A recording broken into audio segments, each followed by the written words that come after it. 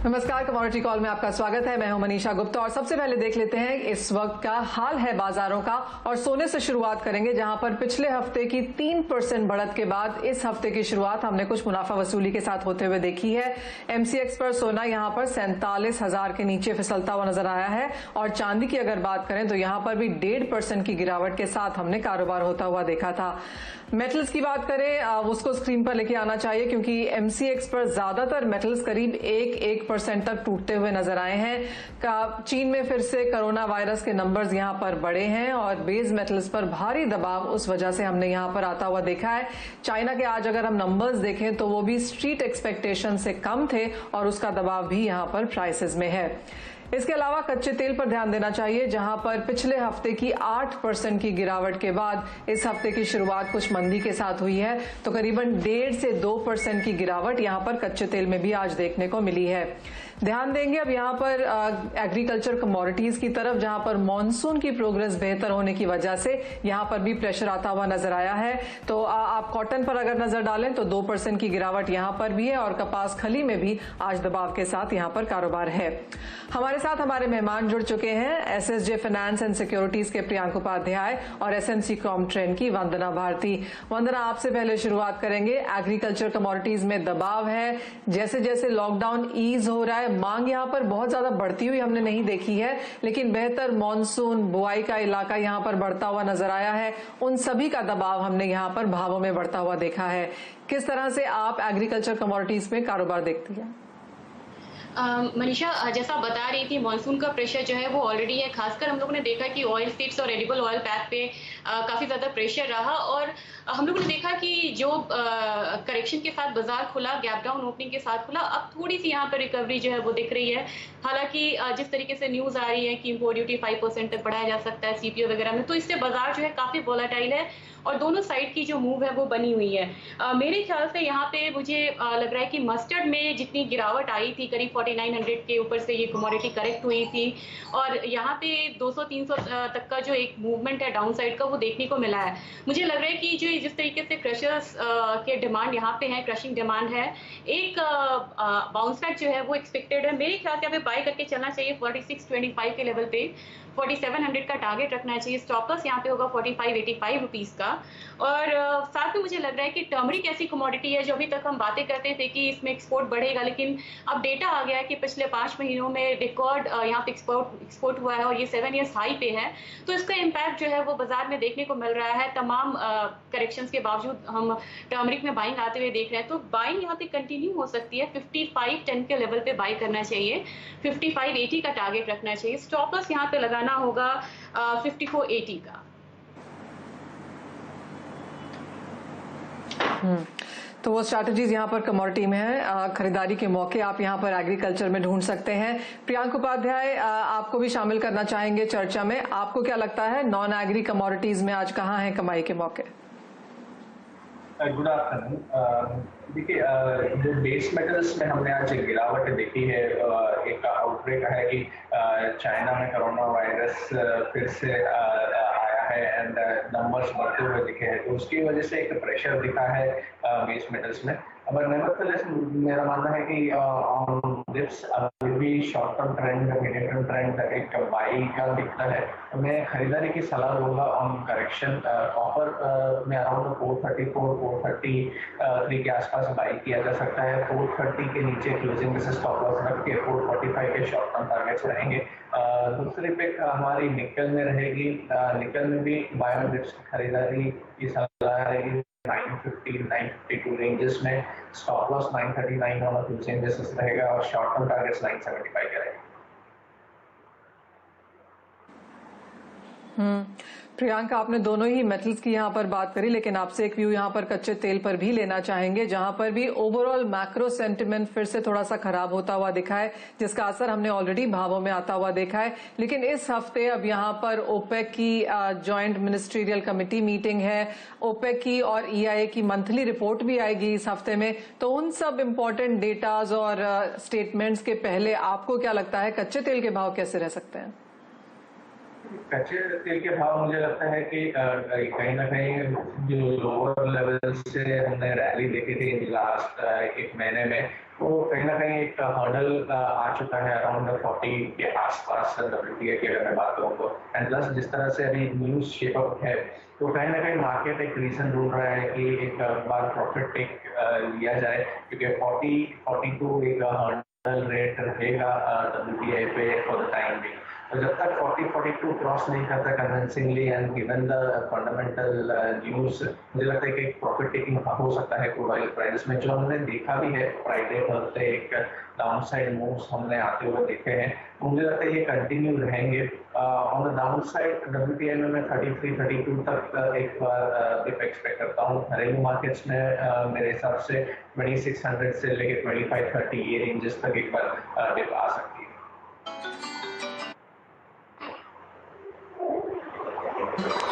यानी कि मूवमेंट यहाँ पर रह सकती है और आगे यहाँ पर आपको इसकी नजर भी रखनी होगी। लेकिन इसी के साथ एक नजर यहाँ पर एग्रीकल्चर कमोडिटीज पर भी डालना चाहेंगे, जहाँ पर जैसे कि वंदना ने कहा कि खरीदारी के मौके यहाँ पर बन सकते हैं, लेकिन आगे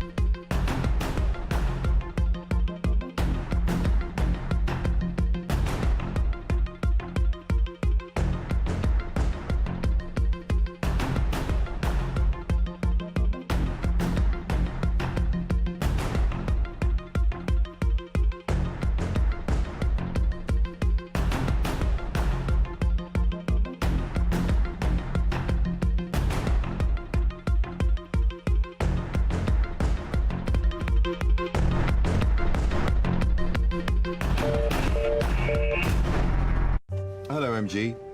Open source. है और जल्द ही MCX पर भारतीय रिफाइनर्स के सोने और चांदी की भी डिलीवरी संभव हो सकती है। इसके लिए एक्सचेंज से घरेलू रिफाइनर्स से आवेदन मांगे गए हैं। अभी एक्सचेंजेस पर सिर्फ LBMA और एमिरेट्स गोल्ड की ही डिलीवरी होती थी, लेकिन अब भारतीय रिफाइनर्स के लिए भी यहां पर बाजार खुलता हुआ नजर आ रहा है। प्रियांक, पहले तो आपसे ही जानना चाहेंगे, क्या लगता है इंडियन मार्केट्स में जिस तरह की डिलीवरी अभी तक हुई है, नंबर्स हमने बढ़ते हुए देखे हैं, भारतीय रिफाइनरीज को अब यहां पर एक मौका मिलेगा, आत्मनिर्भरता के नाम से यहां पर काफी कुछ सेक्टर्स के लिए खोला जा रहा है, इसे आप ट्रेडिंग के हिसाब से कैसे देखेंगे?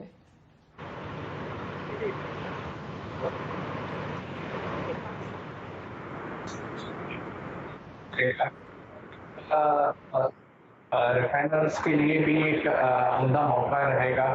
जो पहले डिलीवरी नहीं हो पा रहा होगा, तो उसकी वजह से पॉजिटिव इम्पैक्ट रहेगा।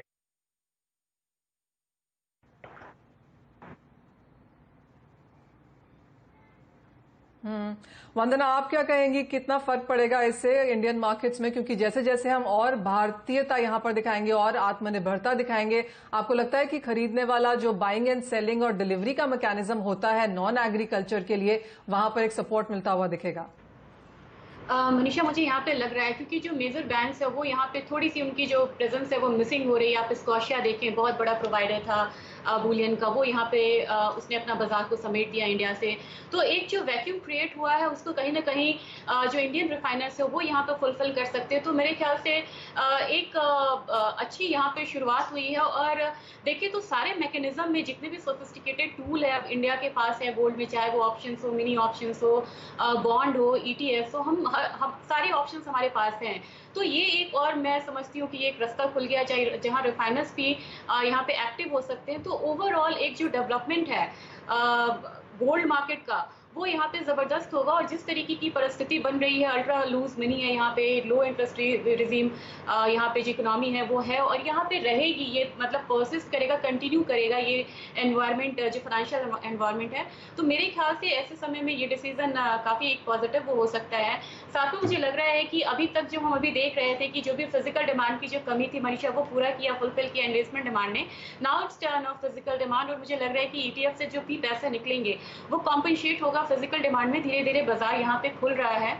तो मेरे ख्याल से ऐसे समय में ये जो स्टेप्स लिए जा रहे हैं ये वाकई यहाँ पे वेलकम स्टेप्स हैं इस बाजार के लिए। और साथ ही मुझे लग रहा है कि यहाँ पे जो स्पॉट मार्केट है वो यहाँ पे स्ट्रांग होगा। जिस तरीके से चाइना भी कोशिश कर रहा है कि उसके जो अपने गोल्ड फ्यूचर्स हैं वो बेंचमार्क बने इंटरनेशनल मार्केट में, तो उस तरीके से एक स्मॉल स्टेप्स कह सकते हैं भारत में ये।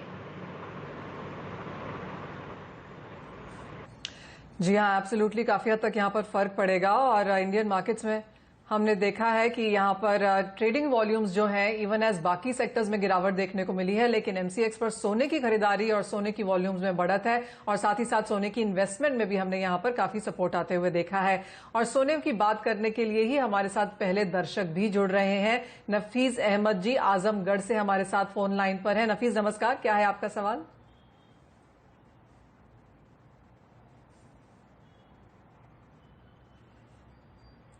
चलिए, नफीस से यहाँ पर बात नहीं हो पा रही है, लेकिन उन्होंने हमें लिख के भेजा है कि वो सोने का एक लॉट उन्होंने खरीदारी की हुई है 47,700 के आसपास।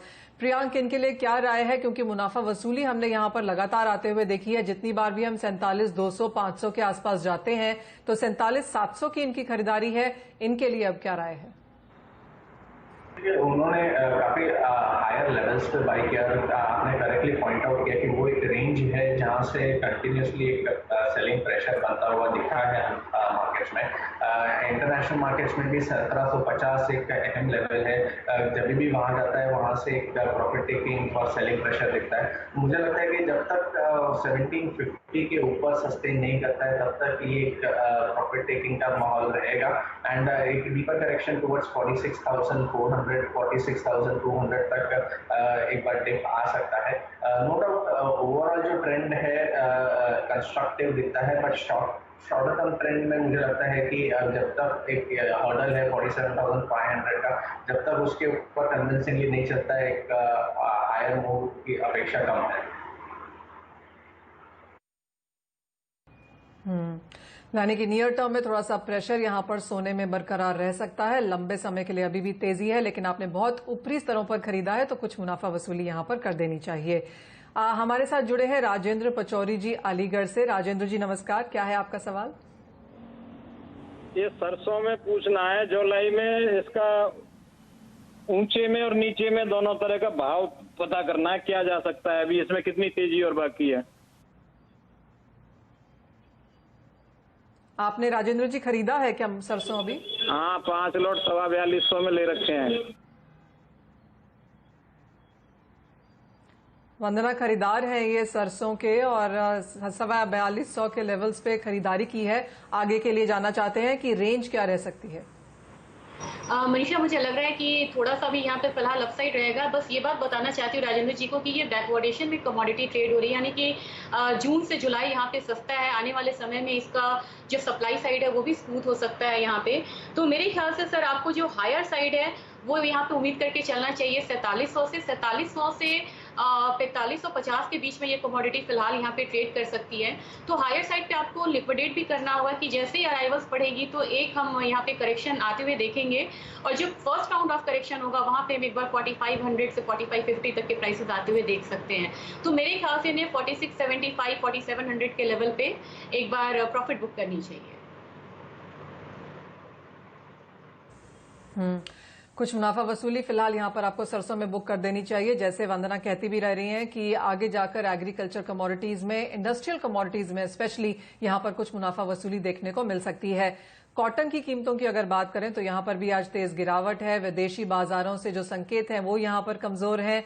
बुआई का इलाका बेहतर हुआ है, पिछले साल की फसल बहुत अच्छी थी, मॉनसून यहां पर बेहतर होने की उम्मीद है। तो ये सभी फैक्टर्स यहां पर दबाव डाल रहे हैं कॉटन के प्राइसेस पे। और इंटरनेशनल मार्केट्स में जिस तरह की चाइना की मांग है, फिर से नए केसेस हैं, उसका भी प्रेशर है। जयदीप कॉटन फाइबर्स के एमडी अरविंद पान अब हमारे साथ जुड़े हैं इसी सेक्टर पर बात करने के लिए। अरविंद जी नमस्कार। काफी सारे प्रेसिंग फंडामेंटल्स यहां पर हैं, आगे जाके किस तरह की मांग आपको नजर आती है कॉटन में और भाव कैसे रह सकते हैं? नमस्कार। हाँ जी, वो जो एक्सपोर्ट में अभी जा रहे माल बहुत कम जा रहे हैं और जितना प्रोडक्शन है उतना माल भी नहीं जा रहे हैं। वहाँ भी काफी डाउन है मार्केट। जो न्यूयॉर्क वायदा है बहुत ऊंचा नीचा हो रहा है, तो मांग भी कम है, माल भी नहीं जा रहे। और यहाँ का क्रॉप जो वो जो चालू सीजन का है काफी बड़ा है, जो सब लोग 3.5 बोल रहे तो 4 करोड़ के आसपास है। तो उसके बाद और जो अभी माल पड़ा है सीसीआई के पास काफी माल पड़ा है, 1 करोड़ प्लस माल पड़ा है, तो कोई गुंजाइश नहीं है कि वो मार्केट बढ़ने का। और मॉनसून भी गुजरात और महाराष्ट्र सभी जगह पे अच्छा हो गया है, सोइंग भी नया चालू हो गया है, वो भी अच्छा है। तो वो हिसाब से कोई गुंजाइश नहीं है कि भाई मार्केट बढ़ेगा। तो अरविंद जी क्या लगता है यहां से भाव कितना और टूट सकते हैं? भाव टूटने का कोई गुंजाइश नहीं है, उसमें स्पिनर्स को भी थोड़ा बहुत मार्जिन मिल रहे हैं और इससे भाव डाउन जाएगा तो किसान लोग मर जाएगा और बढ़ेगा। 2000 रुपया बढ़ने का चांसेस है। आज भी सीसीआई ने जो डिस्काउंट देने का था वो हिसाब से प्राइस आज रिवाइज किया, 35.5 से लगा के 36.5 का भाव किया है और उसके डेबिट 30 डेज का और 45 डेज का है। इसलिए गुंजाइश नहीं है कि व्यापारी का भाव बढ़ेगा, लगता नहीं है।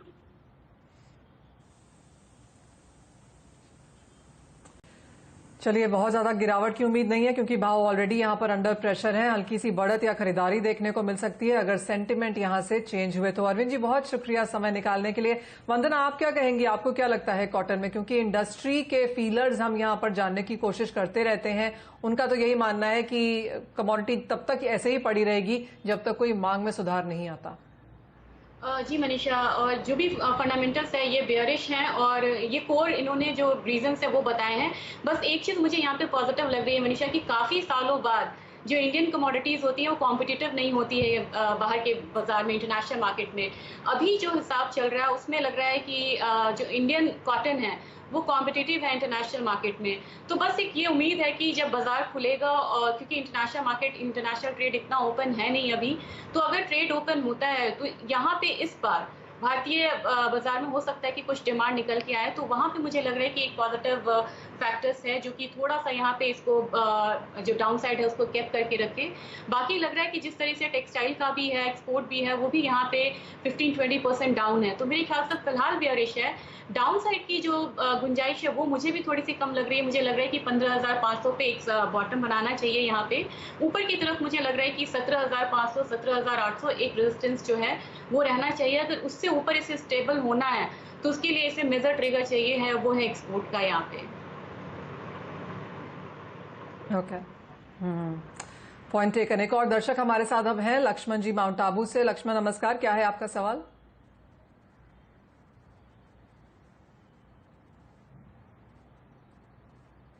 लक्ष्मण, आपको मेरी आवाज आ रही है? क्या है आपका सवाल?